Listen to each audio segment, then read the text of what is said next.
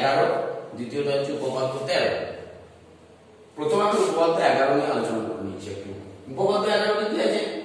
ত্রিভুজের যে কোনো দুটি বাহুর দৈর্ঘ্যের সমষ্টি তৃতীয় বাহুর দৈর্ঘ্য অপেক্ষা বৃহত্তর। তোমরা বইটা খুলে বসবে কাছে, তাহলে বুঝতে পারবে আরো ভালো। এটা আছে ত্রিভুজের যে কোনো দুটি বাহুর দৈর্ঘ্যের সমষ্টি তৃতীয় বাহুর দৈর্ঘ্য অপেক্ষা বৃহত্তর। অর্থাৎ এখানে দেখো ত্রিভুজ এবিসি একটা নিয়েছি, আমাকে প্রমাণ করতে হবে যে কোনো দুটো বাহুর দৈর্ঘ্য, 3 নাম্বার বাহুটা ধরে নাও মানে এবি, এসি এবং বিসি তিনটে বাহু। আমি যদি বিসি বাহুর দৈর্ঘ্য এবং এসি বাহু মানে এসি প্লাস বিসি এই দুটো যোগ করি, তাহলে প্রমাণ করতে হবে যে এই দুটোর দৈর্ঘ্যের সমষ্টি এবি এর থেকে বড়। তা ত্রিভুজ এবিসি নিয়ে নিয়েছি, তাহলে আমাকে এখানে প্রামাণ্য মানে যেটা প্রমাণ করতে হবে সেটা হচ্ছে, আমি ধরে নিচ্ছি বিসি বাহুটা বৃহত্তম। এখানে ধরে নিচ্ছি বিসি বাহু যেহেতু বৃহত্তম, আমি প্রমাণ করব AB plus AC greater than BC. অর্থাৎ এবি এবং এসি বাহুর সমষ্টি তৃতীয় বাহু বিসি থেকে বড় হবে। এইটা যদি প্রমাণ করি তাহলে উপপাদ্যটা প্রমাণ হয়ে যাবে। সেই ক্ষেত্রে এখানে একটা অঙ্কন করতে হবে। অঙ্কনটা কি? এ বিন্দু থেকে লম্ব টানবো বিসি এর উপর। এ বিন্দু থেকে অঙ্কন হচ্ছে এ বিন্দু থেকে বিসি বাহুর উপর লম্ব অঙ্কন করব। এ বিন্দু থেকে বিপরীত বাহু বিসির উপর লম্ব অঙ্কন করব, যেটা বিসি বাহুকে ডি বিন্দুতে ছেদ করেছে। তাহলে অর্থাৎ এ ডি লম্ব বিসি। এ বিন্দু থেকে বিসির উপর এ ডি লম্ব টানলাম, অর্থাৎ এ ডি হয়ে গেল বিসি এর উপর লম্ব, এ ডি লম্ব বিসি। যখনই এটা লম্ব হলো, এরপর আমরা প্রমাণের দিকে এগোবো। তাহলে এইটা যখনই লম্ব হয়ে গেল, তাহলে এই কোণটা এবং এই কোণটা, এই কোণ দুটো হচ্ছে সমকোণ। কোণ এডিবি সমান কোণ এডিবি সমান কোণ এডিসি সমান এক সমকোণ। এই কোণটা এই দুটো কোণই এক সমকোণ, কেননা এডি যেহেতু বিসির উপর লম্ব, এই কোণটা এবং এই কোণটা দুটোই এক সমকোণ। এবার দেখো এডি লম্ব অঙ্কন করার ফলে বিসি বাহুর উপর বিসি বাহুর উপর লম্ব অঙ্কন করার ফলে আমি দুটো ত্রিভুজ পেয়েছি। কি কি? একটা ত্রিভুজ এডিবি বা এবিডি এবং একটা ত্রিভুজ এসিডি। তাহলে দুটো ত্রিভুজ কি কি? একটা ত্রিভুজ এবিডি এবং অন্য ত্রিভুজটা হচ্ছে এসিডি। অঙ্কনটা আমি লিখছি। তাহলে এবিডি ত্রিভুজ এবিডি এর কি হচ্ছে? এবিডি এর এই কোণটা 90 ডিগ্রি। তাহলে এই কোণ দুটো অবশ্যই সূক্ষ্ম কোণ। এই কোণটা 90 ডিগ্রি। আমরা জানি ত্রিভুজের তিনটে কোণের সমষ্টি দুই সমকোণ। তাহলে একটা কোণ যদি 90 ডিগ্রি, বাকি দুটো কোণের সমষ্টি 90 ডিগ্রি। তাহলে এই দুটো কোণের সমষ্টি 90 ডিগ্রি। তাহলে এটা প্রত্যেকই সূক্ষ্ম কোণ। সূক্ষ্ম কোণ মানে এই কোণটা বড়, এই কোণটা ছোট, এই কোণটা বড়, এই কোণটা ছোট। তাহলে ত্রিভুজ এবিডি এর কোণ এডিবি গ্রেটার দেন কোণ এডিবি গ্রেটার দেন কোণ বিএডি গ্রেটার দেন কোণ বিএডি। এই ত্রিভুজটা কোণ এডিবি, এই কোণটা 90 যেহেতু এই কোণটা সূক্ষ্ম কোণ, তাহলে এডিবি গ্রেটার দেন কোণ বিএডি, এই কোণটা থেকে বড়। এবার একটা উপপাদ্য যেটা আছে সেটা হচ্ছে ত্রিভুজের বৃহত্তম কোণের বিপরীত বাহু বৃহত্তম। এই দুটো কোণের মধ্যে কোন কোণটা বড়? এই কোণটা। তাহলে এর বিপরীত বাহু এইটা এবং এর বিপরীত বাহু এইটা। ত্রিভুজের দুটো কোণের মধ্যে যে কোণটা বড় তার বিপরীত কোণটা, বিপরীত বাহুটা বৃহত্তম কোণের বিপরীত বাহু বৃহত্তম। তাহলে এই কোণ দুটোর মধ্যে কোন কোণটা বড় হয়েছে? এই কোণটা, যেহেতু 90 ডিগ্রি। কোণ কোণ এডিবি গ্রেটার দেন কোণ বিএডি, এই কোণটার থেকে এই কোণটা বড়। তাহলে বৃহত্তম কোণের বিপরীত বাহু, তাহলে এবি, অতএব এবি বৃহত্তম কোণের বিপরীত বাহু এবি, অতএব এবি গ্রেটার দেন বৃহত্তম কোণের বিপরীত বাহু AB গ্রেটার দ্যান এই কোণ দুটোর মধ্যে এই কোণটা বড়, বড় কোণের বিপরীত বাহু বৃহত্তম, এই কোণটার বিপরীত বাহু গ্রেটার দ্যান এই কোণটার বিপরীত বাহু BD। তাহলে পেলাম AB গ্রেটার দ্যান BD। এটা আমি এটা 1 নাম্বার দিয়ে রাখতে পারো, ঠিক আছে। তাহলে AB হয়ে গেল গ্রেটার দ্যান BD। একই ভাবে ত্রিভুজ ACD এর, এটা প্রমাণ করছি, একই ভাবে ABD নিলাম, এবার একই ভাবে এই ত্রিভুজটা ত্রিভুজ ACD, ত্রিভুজ ACD, ত্রিভুজ ACD এর একই রকম ভাবে এই কোণটা এবং এই কোণটার মধ্যে, তাহলে ত্রিভুজ ACD এর কোণ, এই কোণ এবং এই কোণের মধ্যে এইটা 90 ডিগ্রি এবং এটা সূক্ষ্ম কোণ, তাহলে এই কোণটা গ্রেটার দেন এই কোণটা, এই কোণটা বড় এই কোণটা ছোট, তাহলে কোণ ADC, কোণ ADC গ্রেটার দেন কোণ CAD, গ্রেটার দেন কোণ CAD, কোণ ADC এই কোণটা গ্রেটার দেন কোণ CAD, এই কোণটা থেকে বড়, এই কোণটা বড় এই কোণটা ছোট, কোণ ADC গ্রেটার দেন কোণ CAD এই কোণ। তাহলে এই কোণের বিপরীত বাহু হচ্ছে AC। কি বলেছিলাম? বৃহত্তম কোণের বিপরীত বাহু বড়, এই দুটো কোণের মধ্যে এই কোণটা বড় এই কোণটা ছোট, তাহলে এই কোণটা বড় যেহেতু এর বিপরীত বাহু কোণটা AC, তাহলে অতএব AC গ্রেটার দেন এই কোণটা ছোট এর বিপরীত বাহু হচ্ছে CD, AC greater than CD।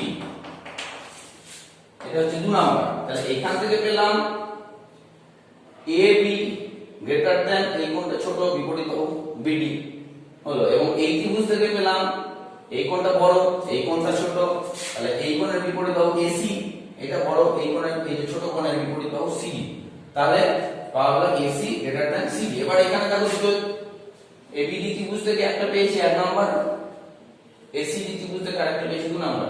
এবার 1 ও 2 নাম্বার যোগ করব, 1 প্লাস 2 করে পাই, তোমরা নিচে নিচে লিখবে, আমাকে জায়গা নাই ছবিটা রাখতে হবে ওই জন্য আমি লিখে দিচ্ছি। 1 যুক্ত 2 এই দুটো যদি যোগ করি তাহলে AB প্লাস AC, বাম দিকের গুলো যোগ করব, এটা বাম দিক ডান দিক, বাম দিক ডান দিক, বাম দিকের দুটো যোগ করব, তাহলে AB plus AC, AB plus AC greater than চিহ্ন আছে, দুটোই বড় দিকে আছে, AB প্লাস AC অবশ্যই গ্রেটার দেন হবে কি BD plus CD, BD plus CD বোঝা গেল। 1 প্লাস 2, 1 আর 2 নম্বর সমীকরণ যোগ করে নিচ্ছি, যোগ করে পাচ্ছি কি AB plus AC, AB plus AC, AB plus AC এই দুটো যোগ, দুটোই গ্রেটার দেন আছে অবশ্যই গ্রেটার দেনের চিহ্ন বসবে, BD প্লাস CD বা AB plus AC greater than BD plus CD, BD plus CD মানে এইটা BD প্লাস CD, তাহলে এটা হচ্ছে কি পুরোটা যদি ধরি BD plus CD, BD plus CD, BD plus CD পুরোটা হচ্ছে BC। তাহলে এটাই প্রমাণ করতে বলেছিল, প্রামাণ্য ছিল AB plus AC greater than BC, AB plus AC greater than BC, এটা হয়ে গেল প্রমাণিত। তাহলে মোটামুটি বোঝা গেল, বই থেকে তোমরা আরেকবার পড়বে সুন্দরভাবে বুঝতে পারবে, এটার জন্য বুঝতে কোনো অসুবিধা হবে না। একবার ভালো করে পড়ে বোঝার চেষ্টা করবে, অবশ্যই সবসময় উপপাদ্য চেষ্টা করবে, বাড়িতে যখন প্র্যাকটিস করবে নামগুলো বইয়ের না দিয়ে চেঞ্জ করবে, M N O P এরকম করে নাম দিয়ে পড়ে নিজেরা পড়ার চেষ্টা করে, এরকম যদি বারবার করে লেখো দেখবে উপপাদ্যটা সহজ লাগবে। তাহলে উপপাদ্য 11টা হলো, এরপরে আমরা আসবো উপপাদ্য 13, উপপাদ্য 11 হয়ে গেল, এরপর আমরা আসবো উপপাদ্য 13।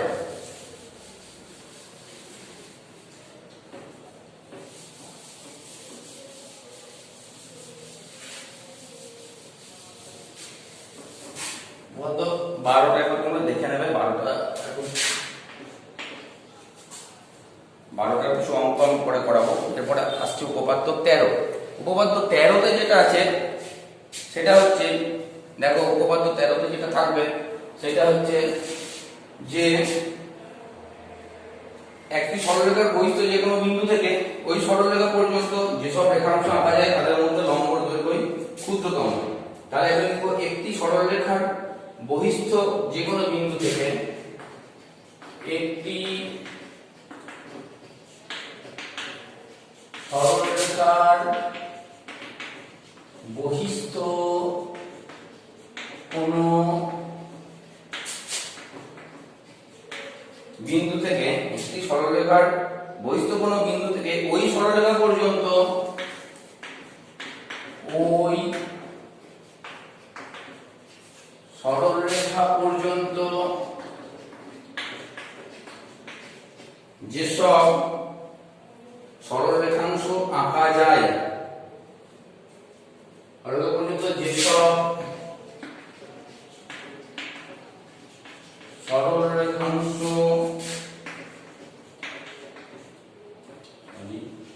আঁকা যায় তাদের মধ্যে লম্বের দৈর্ঘ্য ক্ষুদ্রতম, তাদের মধ্যে লম্বের দৈর্ঘ্যই ক্ষুদ্রতম। একটি সরলরেখার বহিস্থ কোন বিন্দু থেকে ওই সরলরেখার পর্যন্ত যেসব সরলরেখাংশ আঁকা যায় তাদের মধ্যে লম্বের দৈর্ঘ্য ক্ষুদ্রতম। এখানে মনে করব আমি একটি সরলরেখা, এখানে মনে করি আমাদের এবি একটি সরলরেখা, বহিস্থ একটি বিন্দু, ওই সরলরেখার একটি সরলরেখার বহিস্থ কোন বিন্দু, একটা বহিস্থ বিন্দু নিলাম, ধরে নিচ্ছি ও। ওই সরলরেখা পর্যন্ত বহিস্থ কোন বিন্দু থেকে ওই সরলরেখা পর্যন্ত যেসব সরলরেখাংশ আঁকা যায় তাদের মধ্যে লম্বের দৈর্ঘ্য ক্ষুদ্রতম। এখানে ধরে নিচ্ছি এটা লম্ব ওপি, প্রমাণ করতে হবে যে ওপি এর দৈর্ঘ্য সবথেকে ছোট। এবার এই উপপাদ্য প্রমাণ করতে গিয়ে অঙ্কন যেটা করতে হবে, যে কোনো বিন্দু নিয়েছি এবি সরলরেখার বহিস্থ যে কোনো বিন্দু ও থেকে ওই সরলরেখা পর্যন্ত যেসব রেখাংশ আছে তার মধ্যে লম্বের দৈর্ঘ্য, লম্ব এখানে কি ও বিন্দু থেকে ওপি হচ্ছে লম্ব, তাহলে এখানে ওপি লম্ব, এখানে হচ্ছে ওপি লম্ব এবি, যেহেতু লম্ব টেনেছি। এবার কি করব, এই সরলরেখার উপর অন্য একটা বিন্দু আমি নিয়ে নেব, এখানে একটা বিন্দু কিউ, অন্য একটা বিন্দু নিয়ে নেব, সেটা হচ্ছে কিউ। এই সরলরেখার উপর আরেকটা বিন্দু নিয়ে নেব, সেটা হচ্ছে কিউ, দিয়ে ও কিউ যোগ করব। ও কিউ যোগ করার ফলে এটা হচ্ছে অঙ্কন, একটা অঙ্কন হলো। তাহলে এবি সরলরেখার উপর কিউ একটা বিন্দু নিলাম এবং ও কিউ যুক্ত করলাম, এটা অঙ্কন। এরপরে যেটা হচ্ছে প্রমাণ করব, এবার প্রমাণ আসছে।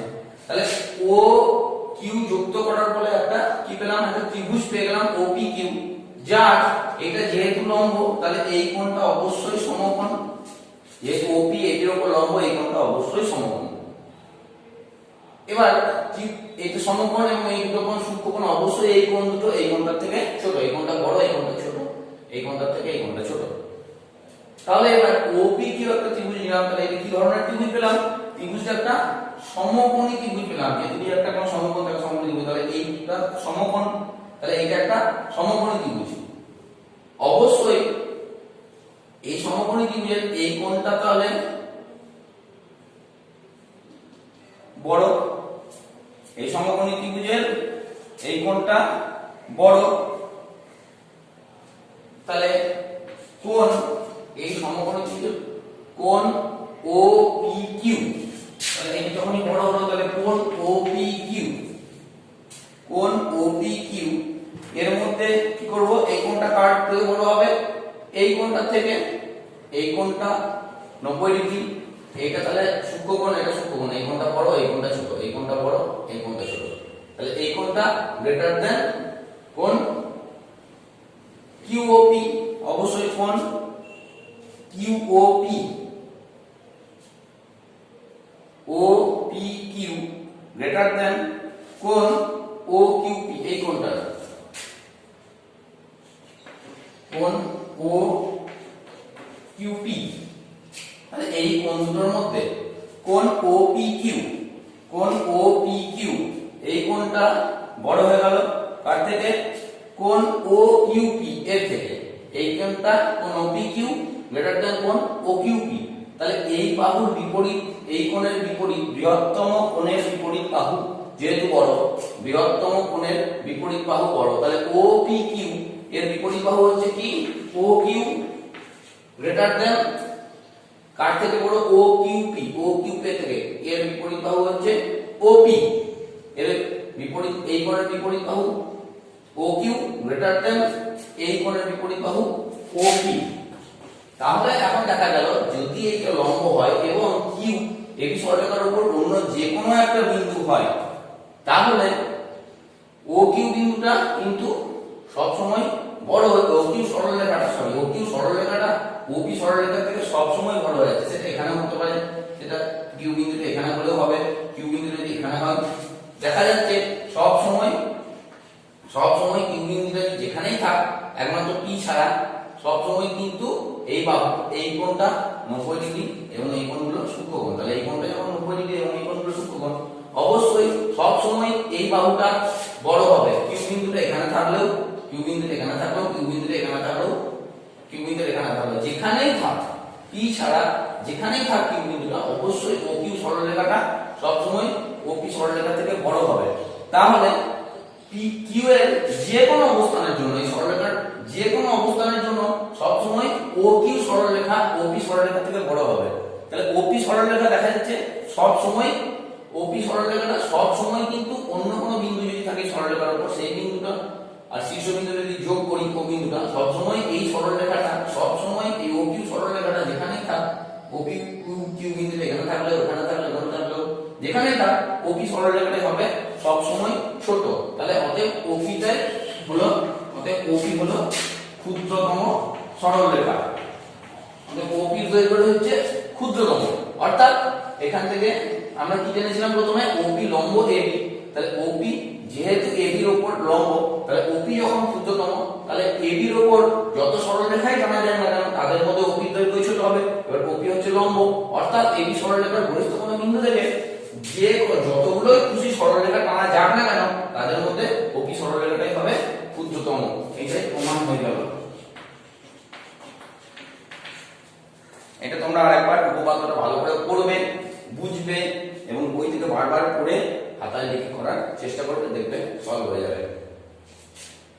তাহলে 11 এবং 13 নম্বর উপপাদ্যটা আমরা করলাম। এবার 12 উপপাদ্যতে একটা নতুন একটা জিনিস আছে, আমরা সেটা শিখাবো। তার থেকে মাঝে মধ্যে কিছু অঙ্ক থাকে।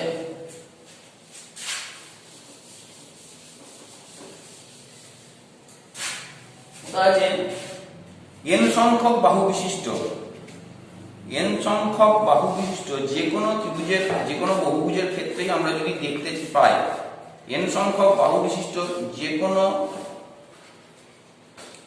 n সংখ্যক বাহু বিশিষ্ট যে কোনো বহুভুজের, n সংখ্যক বাহু বিশিষ্ট যে কোনো বহুভুজের অন্তঃকোণগুলো ভেতরে ভেতরে, এখানে আমরা জানি না কটা বাহু আছে, এখানে কটা 1 2 3 4 5 6, 1 2 3 4 5, 1 2 3 4 5 6 7 বাহু।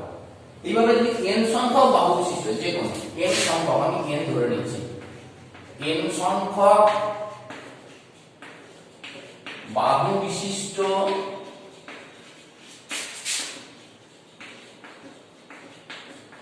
বহুভুজের অন্তঃকোণ, অন্তঃকোণ মানে অন্তঃকোণ মানে ভেতরের ভেতরের কোণ, ভেতরের দিকের কোণ।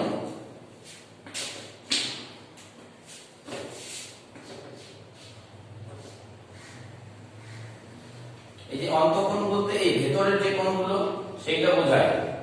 অন্তঃকোণ বলতে ভেতরের যে কোণগুলো সেই কোণগুলোকে বোঝায়। এই অন্তঃকোণগুলোর সমষ্টি তার একটা সূত্র আছে। সেই সূত্রটা হচ্ছে, যদি n সংখ্যক বাহু বিশিষ্ট থাকে তাহলে সেই সূত্রটা কি 2 * n - 2 সমকোণ। সূত্রটা খুব ইম্পর্টেন্ট, 2 * n - 2 সমকোণ। n সংখ্যক বাহু বিশিষ্ট যে কোনো বহুভুজের অন্তঃকোণ সমষ্টি 2 * n - 2 সমকোণ। এবার যত বাহু বলবে n এর জায়গায় ততটা বড়। যেমন তাহলে 10টি, ছোট দিয়ে করি, প্রথমে 5টি বাহু বিশিষ্ট বহুভুজের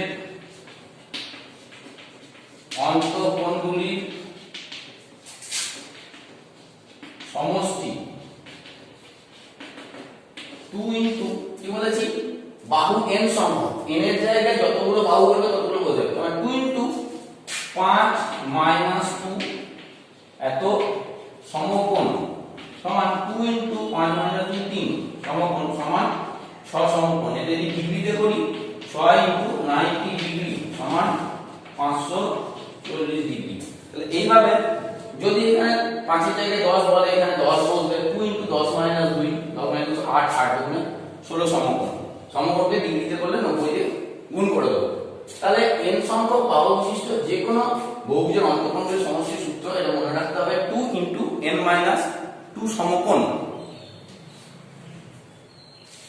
এইভাবে তাহলে 5টি হলো 10টি 12টি যাই বলবে এই যে n এর জায়গায় ওই মানটা বসে যাবে 10 বললে 10টি বাহু বিশিষ্ট বলে এখানে 10 বসে যাবে 10 মাইনাস 2 12 বললে 12 মাইনাস 2 8 বললে 8 মাইনাস 2 যা বসবে এরকম করে তোমাদের করে নিতে হবে এবার বই থেকে কয়েকটা অঙ্ক আছে তোমাদের কোষে দেখি 20.2 কোষে দেখি 20.2 কোষে দেখি 20.2 এর কয়েকটা অঙ্ক আমি পরে বলে দেবো এখন একটা করি 9 নম্বর অঙ্কটা দেখবে একটি সুষম বহুভুজের প্রতিটি বহিঃকোণের পরিমাপ 12 নম্বরটা আমি 9টা পরে করছি কারণ 9টা কোণ আছে একটি বহুভুজের অন্তঃকোণগুলির সমষ্টির পরিমাপের সমষ্টি 1800 ডিগ্রি বহুভুজটির বাহু সংখ্যা লিখি তাহলে আমাদের বাহু সংখ্যা দিয়েছে ধরি বহুভুজটির বাহু সংখ্যা সমান n অতএব অন্তঃকোণগুলির সমষ্টি সমান 2 ইনটু n মাইনাস 2 সমকোণ এখানে কি দেওয়া আছে অন্তঃকোণের সমষ্টি 1800 ডিগ্রি তার মানে ডিগ্রিতে দেওয়া আছে আমি তাহলে সমকোণ থেকে আমি ডিগ্রিতে করব তাহলে 2 into n minus 2 into 90 degree এটা দিয়ে গুণ করে নিই তার মানে 180 ইনটু n মাইনাস 2 এত ডিগ্রি 90 গুণে 180 n মাইনাস 2 ডিগ্রি 90 আর 2 গুণ করলাম 180 ইনটু n মাইনাস 2 ডিগ্রি এখানে বলে দিই অন্তঃকোণ সমষ্টি 1800 ডিগ্রি তাহলে অতএব লিখব কি শর্তানুসারে 180 ইনটু n মাইনাস 2 সমান 1800 1800 ডিগ্রি বলে দিয়েছে সমষ্টি এখানে সমষ্টি পেয়েছে এটা বা n মাইনাস 2 সমান 1800 বাই 180 এটা ডান দিকে যখন গেল ভাগ হয়ে চলে গেল 0 0 কেটে দিলাম 18 বা n সমান দুইটা ডান দিকে চলে যাবে নিচে জায়গা নাই পাশে করছি বা n সমান 12 10 যুক্ত 2 12 তাহলে আমি ধরে নিলাম কি ধরি বহুভুজের বাহু সংখ্যা n তাহলে এটা পেলাম আমাদের বাহু সংখ্যা দিয়েছে তাহলে অতএব বহুভুজের বাহু সংখ্যা 12 এইভাবে অঙ্কগুলো করবে অনেকগুলো আছে অঙ্ক তোমাদের আমি হোমওয়ার্কে দিয়ে দেবো এই অঙ্কগুলো এরকম ভাবে করবে আর একটা অঙ্ক আমি লিখে দিয়েছি 9 এখানে যেমন অন্তঃকোণগুলো নিয়ে বললাম এবার বহিঃকোণগুলো নিয়ে আমি একটা কথা বলে দিই তাহলে এখানে প্রথমে ধরলাম কি বহুভুজের বাহু সংখ্যা n বাহু সংখ্যা ধরে আমি ডিগ্রিতে সমষ্টি বার করেছি দেওয়া আছে মোট সমষ্টি 1800 তাহলে 1800 থেকে n এর মান পেয়েছি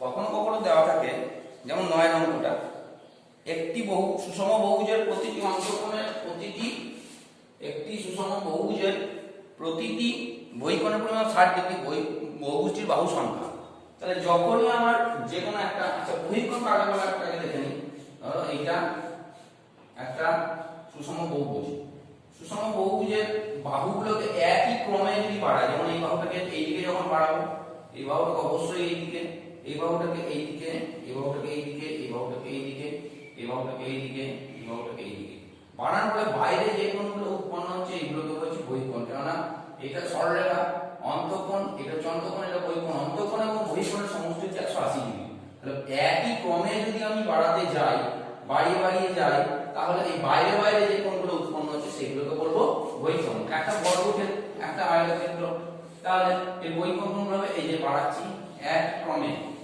আবার এই দিক থেকে এইদিকে, আমি এইটা এইদিকে বাড়িয়ে দিলাম, এইটা এইদিকে বাড়িয়ে দিলাম, এরকম হবে না, একই দিকে, এটা এরকম ডান দিক, এইদিকে আবার এইদিকে, যে কোণগুলো উৎপন্ন হচ্ছে এইগুলো হচ্ছে এটা বহিঃকোণ। এই বহিঃকোণগুলোর সমষ্টি সমান হচ্ছে 360 ডিগ্রি। এই বহিঃকোণগুলোর সমষ্টি যে কোনো বহুভুজের বহিঃকোণগুলোর সমষ্টি 360 ডিগ্রি। তাহলে একটা বহিঃকোণ দিয়ে দিয়েছে 9 অঙ্কটা দেখো 20.2 এর 9 অঙ্কটা, একটি সুষমভুজে প্রতিটি বহিঃকোণের পরিমাপ 60 ডিগ্রি। প্রতিটি বহিঃকোণ সমান 60 ডিগ্রি। তাহলে বলেছে বহুভুজের বাহু সংখ্যা, অতএব বাহু সংখ্যা সমান 360 ভাজিত 60। যখন বহিঃকোণ সমষ্টি যেহেতু 360 ডিগ্রি আর একটা বহিঃকোণ বলে দিয়েছে 60 ডিগ্রি, তাহলে এগুলো যদি কাটাকাটি করি ভাগ করে দিই তাহলে বাহু সংখ্যা বেরিয়ে গেল 6। তাহলে যখনই বহিঃকোণ একটা বহিঃকোণ বলে দেবে তখন একটা বহিঃকোণ দিয়ে 360 কে ভাগ করে দেবো, 360 কে সেই বহিঃকোণটা দিয়ে ভাগ করার ফলে বহুভুজের বাহু সংখ্যা পেয়ে যাবো। অর্থাৎ এখানে আমরা পেয়েছি বহিঃকোণ, একটি বহিঃকোণ বলেছে 60 ডিগ্রি, তাহলে বাহু সংখ্যা কত? তাহলে বাহু সংখ্যা পেতে গেলে 360 কে 60 দিয়ে ভাগ করে দিলাম, বাহু সংখ্যা পেয়ে গেলাম 6। এইভাবে বাক্য অঙ্কনগুলো তোমরা প্র্যাকটিস করবে এবং তোমাদেরকে হোমওয়ার্কে আমি কি কি করতে হবে কয়েকটা অঙ্ক তোমাদেরকে বলে দেবো, সেই অনুযায়ী করবে। আশা করি তোমরা বুঝতে পেরেছো। উপপাদ্যগুলো লিখে প্র্যাকটিস করবে এবং এই অঙ্কগুলো বারবার করে তৈরি করার চেষ্টা করবে।